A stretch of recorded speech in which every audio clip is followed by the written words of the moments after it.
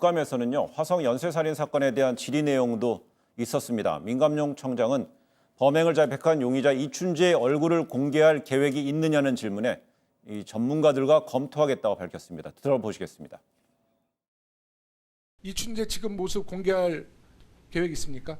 공개에 해당되느냐 안 하느냐 여러 가지 법적인 그 검토가 좀 필요한 사안입니다. 그래서 그때 그러면 네. 전문적으로 전문가들과 함께 검토를 그러면 하겠습니다. 이춘재 피의자 전환 가능성이 어느 정도입니까? 법적으로 전문가들 사이에서도 의견이 나뉩니다. 그래서 그런 부분들도 일단 저희는 수사를 통해서 실체적 진실을 발견한 다음에 이춘재가 자백한 사건들 중에서 범인이 잡히거나 경찰의 수사가 끝난 사건이 있습니까? 이거 아주 중요한 문제예요. 이춘재가 벌인 사건인데 경찰의 수사가 잘못돼서 억울한 사람이 범인으로 몰린 사건이 단 하나라도 있다면, 만약에 있다면 경찰이 그런 실수를 했다면 빠르게 인정하고 잘못된 수사를 바로잡아야지 그런 사건 은폐하시면 큰일 납니다.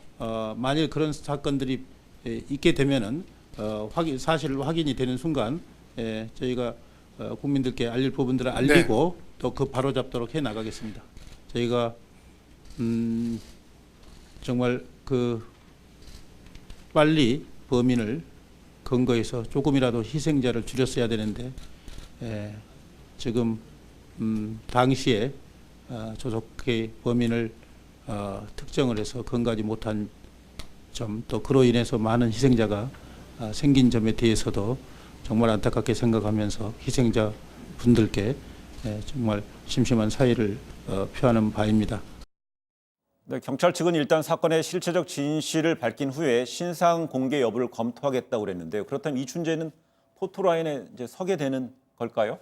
그러니까 그 법적 검토가 그렇게 녹록지 않을 수도 있습니다. 네. 왜냐하면 지금 신분은 일단은 수용자의 그 신분인데 수용자의 얼굴을 함부로 공개할 수 있느냐 이런 문제가 있고요. 네. 설령 피의자로서 지위가 전환된다고 하더라도 이미 그 공소시효가 도가된 공소권 없음의 대상을 피의자로 과연 전환을 시켜서 네. 똑같은 특강법 8조를 적용시킬 수 있는지 이런 부분이 문제가 되는 것이고요. 설령 그렇다 손 치더라도 이 특강법은 2010년도에 발효가 된 것인데 이 사건은 그 이전이기 때문에 과연 소구표를 또 적용할 수 있겠느냐. 물론 형벌 불소급의 원칙이고 얼굴 공개는 형벌이 아닌 사회 방위를 위한 보완 처분이라고 하더라도 결국은 소구표라고 하는 이런 불이익을 과연 정할 수가 있는 것이냐 네. 등등의 법리적 검토가 필요한 이런 부분이기 때문에 과연 실체 진실을 밝힌 이후에는 이보다는 공적 사건으로서 국민이 한 사회를 불안한 공포의 도가니에 넣은 도대체 어떤 사람인지 얼굴 좀 보자.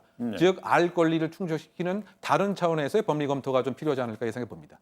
네, 용의자 이춘재를 피의자로 전환할 수 있느냐는 질의에 민감용 청장은 법적 검토가 필요할 것 같다 이렇게 얘기했습니다. 무슨 의미로 받아들여야 될까요?